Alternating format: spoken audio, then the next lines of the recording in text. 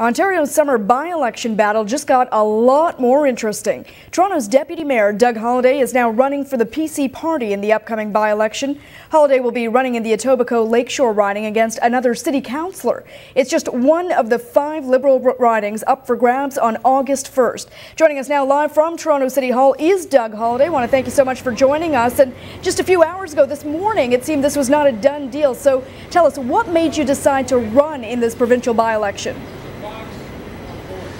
Well, I think changes are needed at the province. I see the same problems there that were here in the city of Toronto before Rob Ford got elected mayor.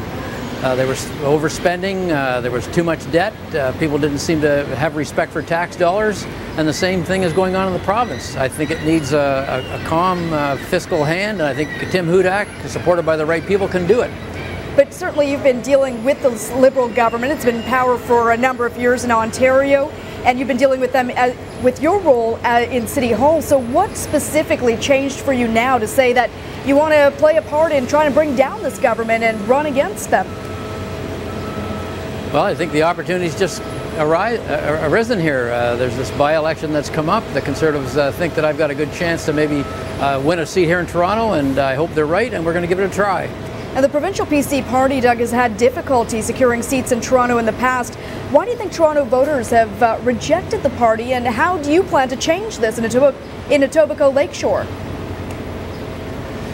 Well, I don't know why the Toronto voters have rejected the Conservatives in the past. Actually, it's only the last couple of elections, because before that they had a lot of Conservative members. But nevertheless, I think that a good campaign might just turn the tide in Etobicoke Lakeshore. I'm from there. I've got deep roots there. I know a lot of people, and I've been a politician out there for quite a while, and we're going to give it an attempt and see what happens. Now, the PC leader, Tim Hudak, we had a chance to talk to him this morning, and he said he, of course, is very excited to see you running with his team in this by-election. In fact, he called you a game changer. Do you consider yourself to be one? Well, I guess in as far as winning a seat in Toronto, that would be something that hasn't happened for a while, and I think that if I could do it, then I'm sure others could do it, and I think that's what we need in order to form a majority government. What do you make of the timing of this by-election, though? August 1st, right before a long weekend. Does this present an added challenge in terms of engaging voters?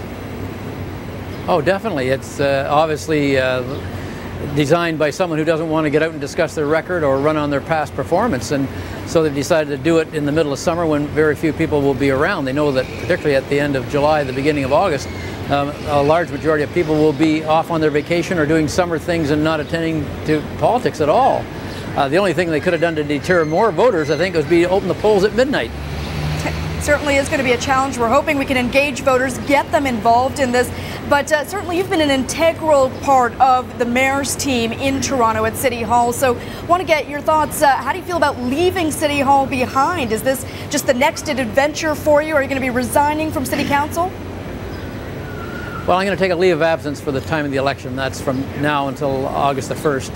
It's with mixed feelings that I'm doing this. I really have enjoyed my time here. I've enjoyed the relationships with the fellow councillors and certainly with the staff. And of course the media has been very open with me, and I've enjoyed that relationship as well. But nevertheless, sometimes you see a duty and you have to do it, and that's what I see here.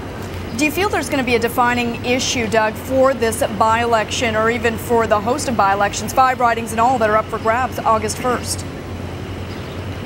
Well, I think it's got to be the financial irresponsibility of the government. They've completely bungled anything to do with finances whatsoever. I mean, canceling those gas plants and blowing all that money and then covering it all up afterwards and deleting emails and have the police called in on the matter. It certainly would lend one to think that the voters should recognize it's time for a change. Still, it seems the PC party, even the leader, has said that the Liberals have the home team advantage. These are Liberal ridings. Do you see it that way, or do you think voters are going to look at the big picture, the record of the Liberals, and perhaps even vote for change? Well, that's what we're hoping. You're right, though, that it is a Liberal area for the last 2 elections, and last time they had a rather large plurality, so it's an uphill battle for us, we know that. But we're going to see what we can do, and hopefully we can, as Tim Hudak has said, change the game a bit. Now you're going to be running against a colleague of yours, a former city councillor, Peter Milchin, in that riding. He's running for the Liberals. What do you think you have above him in terms of an advantage, or how are you going to approach this campaign? It's a short period of time until August 1st now. Well, I'm sure we're both going to be out knocking on doors and doing our best to attract as many voters as possible. But I think I've got a longer track record than he has, and I've certainly done some things that he hasn't. And I think the voters will take a look at what I've done and my position on matters, particularly financial ones. Contracting out the garbage in Etobicoke is a good example, and then helping get it done down here in the City of Toronto.